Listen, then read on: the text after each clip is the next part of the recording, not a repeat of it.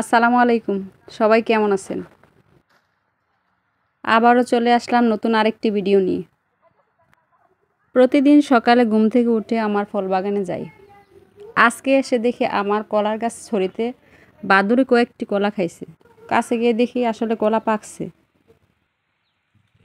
তাই কলার ছড়িটা পারবো, কিন্তু কলার ছড়িটা অনেক উপরে, এজন্য আগে কলা গাছটা কেটে নিব।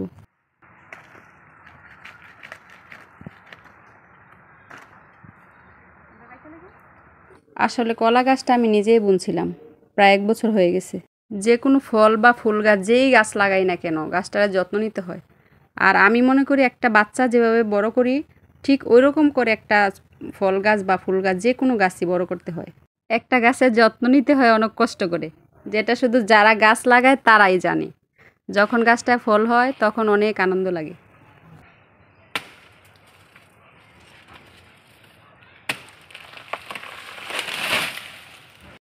গাছটা কাটা শেষ, এখন কলার ছড়িটা কাটবো।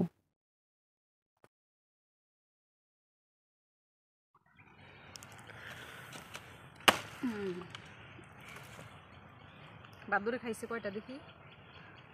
1 2 3, এ হে 4টা গো। এদিকে দেখেন আরেকটা সাগর কলার ছড়ি, কত বড় মাশাআল্লাহ। কয়েকদিন পরে এটা কাটতে হবে। এই ছড়িতে কলা কম আসছে, এর মধ্যে আবার 4টা খাইয়ে ফেলছে বাদুড়ে।